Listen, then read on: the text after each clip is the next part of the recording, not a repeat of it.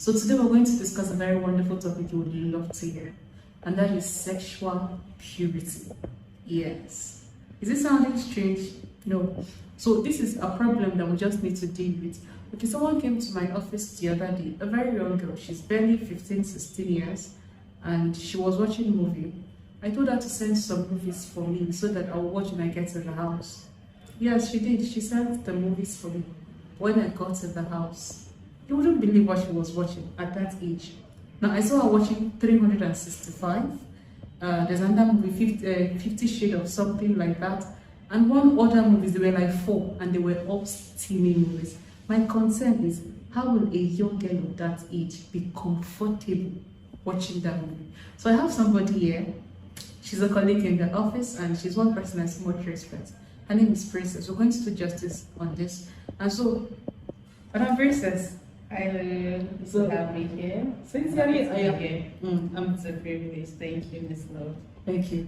So it's a privilege to have you here. You heard what I said. Yeah. This is just a very young girl who, at that age, was watching that.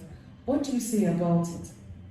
It didn't just start. For me, I would say it didn't just start now. The eyes is the gateway to the mind. It's something she has been watching over time. Probably she was much younger. Probably in cartoons, in movies, or with her mom's phone, or comfortable with the family in the house, even Nigerian movies. For me, I think there are boundaries to what children, it's still goes to parents. Most of all this starts with parents. We have roles to play, especially from when they are small. Don't say they are too small, you just allow them watch whatever they want to watch, handle whatever gadget they want to do without proper regulating what they're watching. So sexual purity is something that starts from the home. Very few people who probably would have grown up and know, but it's something parents need to be intentional. Parenting is something that you have to be intentional about. You don't just let it, because if she has not been watching it before, she won't even, and she's comfortable that she gave it to, she doesn't feel it's something that is wrong.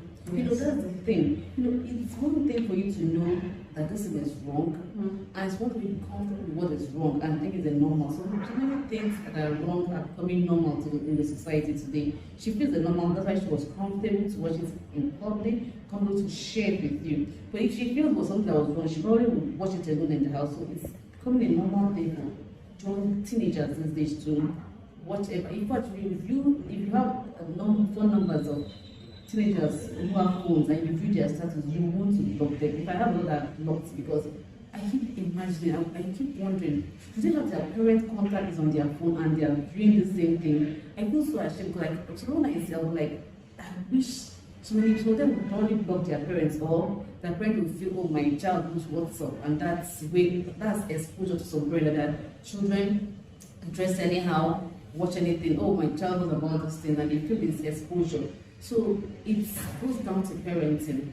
How do you train your children? And I still go back to, that's why you have to, I keep saying marriage is something, so I'm deviating, but that's the roots, that's the foundation of all those problems. Who are you married to? That's why I keep telling them, whenever I see on, I keep telling them, don't gamble those destinies of those children. God is interested in godly things, and you cannot get that when you marry a non-believer.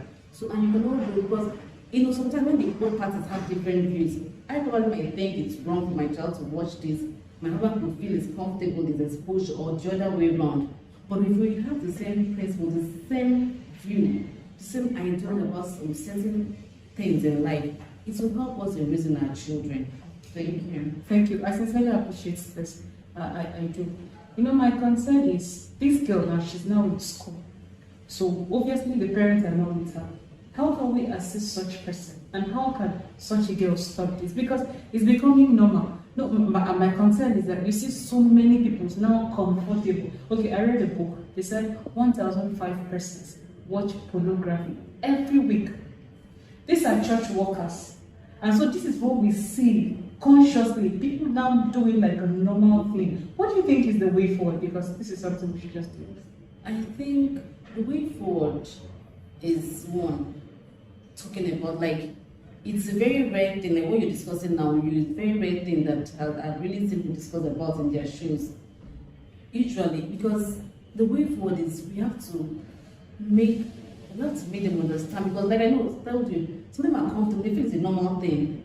This needs to be talked about in schools, in homes, the way you dress your child, you know, the way you dress, the things they are exposed to. When they decide to wear an advert for even a bottle water, the person is naked, the person is dancing, a kind of weird, it's kind of timid dance. You know, even the dance steps that people dance these days, you can even in church, they dance like that. So it's something that I think we shouldn't just let it be normal. We should talk about it. We should reach out to young people more. And how do you even stop this? Because it's an addiction. Because you know, when you start, you might think just take a glance, you look at the thing. The next time you get addicted to it, because the first time you look at it, you probably, and suppose that you see such a thing, the next thing you really want to know more about that thing. When you see it, you want to stay on it, and that's how it gets entered into your spirit. And if you don't talk about it at home, make them understand that this thing is bad, this thing is not okay, this is not right.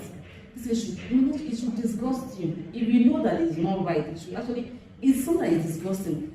I saw an old man of almost 80 years, probably mistakenly, but posted something on his status, and it was pornography, and I was, you know, I battled to call him, but I was like, over 80 years, you can imagine what you can find in this phone. Can I imagine that young people, like when you check their phone, their status. So first of all, we need to keep talking to them about that. On this weekend encounters, we're talking about addiction, breaking addiction. You know, you cannot, nature of course vacuum. You can't just take that away from them and leave them empty. There must be something you get them engaged with. It will be more of Christian movies, make them understand this is more of something that is more educative and still fun. You know, so something can be, might not be so serious, but it will still pass the message. I saw books. I went to a place and I was looking for I saw a book that's like a cartoon book, and I wanted to buy it for my daughter. I said, let me just flip through. I went to the middle of the page, and what I saw, even as a man, I wanted to snap those things. I was like, people need to know that what you buy for your children, you think it's a story book, it's a cartoon book. You know, so I see people post, I think it's manipulated, but now I know it's real. You see a story book that a 3-year, 5-year old child should read, talking about sex. And you can imagine a 5-year-old reading that book tomorrow. What do you expect that child to be formed into?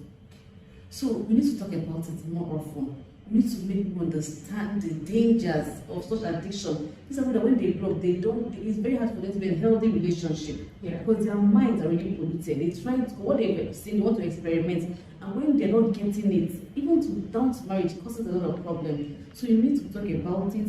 You need to find a way to engage these young people with more positive things.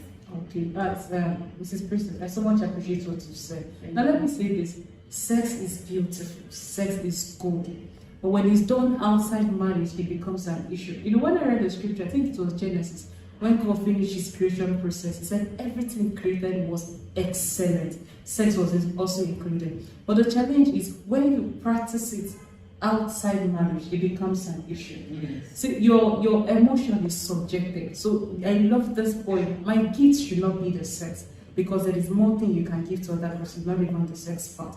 Now, should I want to encourage your people? What we actually watch is becoming more. Check most of the movies. I was watching a teenager movie, and the girl was 14 years, and her determination was to make sure she had sex before she leave high school.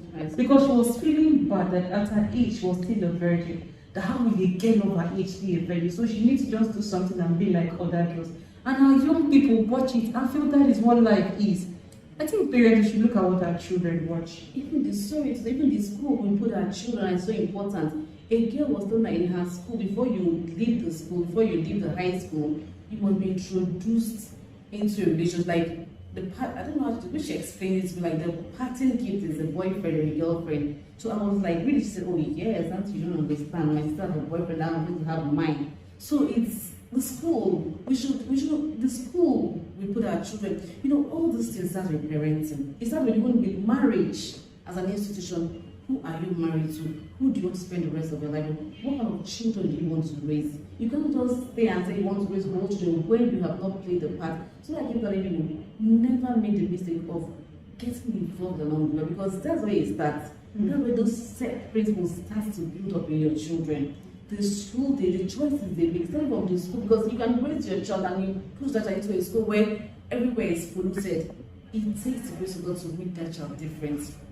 Thank you. I sincerely appreciate this. So let me recommend the book. I actually saw this book. I'm recommending it because it's very small. It's something we can read for a day.